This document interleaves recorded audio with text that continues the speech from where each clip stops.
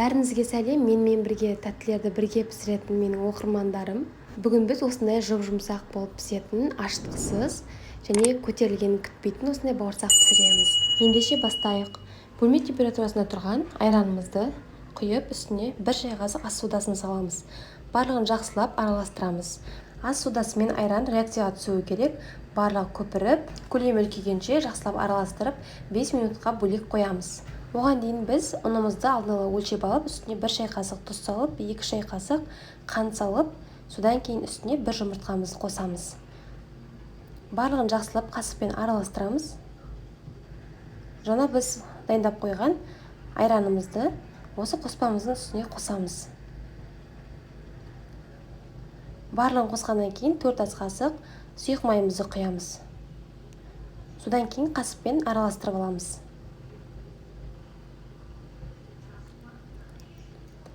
Қасықпен араластырғаннан кейін енді қолымызбен жұмсақ қамыр илейтін боламыз. Қамырымыз дайын болды біздің. Енді 15 минутқа бетін жауып тындырамыз. Біздің міне қамырымыз дайын болды. Енді біз қамырымызды екіге бөлеміз, теңдей екіге бөліп, барлығын жайып шығамыз.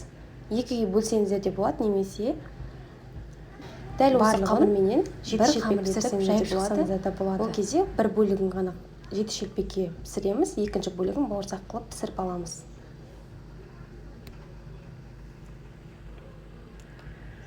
Қамырымызды енді жаямыз. Жұқа қылып жаймаймыз. Орташа, себебі қазір көтерілмей қалуы мүмкін.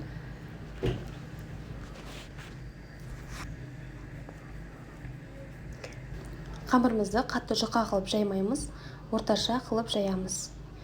Жұқа болып кетсе, біздің бауырсағымыз көтерілмей қалады. Барлығын жайып болдық. Енді міне осындай форманың көмегімен немесе стаканның көмегімен барлығын кесіп шығамыз. Менің бауырсақтарымның көлемі кішкентай қылып кестім. Сіздер үлкен қылып жасасаңыздар да болады. Барлығын осылай бөлек ыдысқа салып отырамыз. Енді жаңа екінші алып қалған бөлігін осылай орташа көлемде жайып алып, барлығын осылай кесіп шығамыз. Барлығын кесіп болғаннан кейін ғана пісіреміз. Оған дейін біз бауырсақтарымыздың бетін майлықпенен немесе осындай пакетпенен жауып қоюымыз керек. Себебі кеуіп кетуі мүмкін. Барлығын болғаннан кейін шетінен алдын ала майымызды қыздырып қойып пісіре береміз.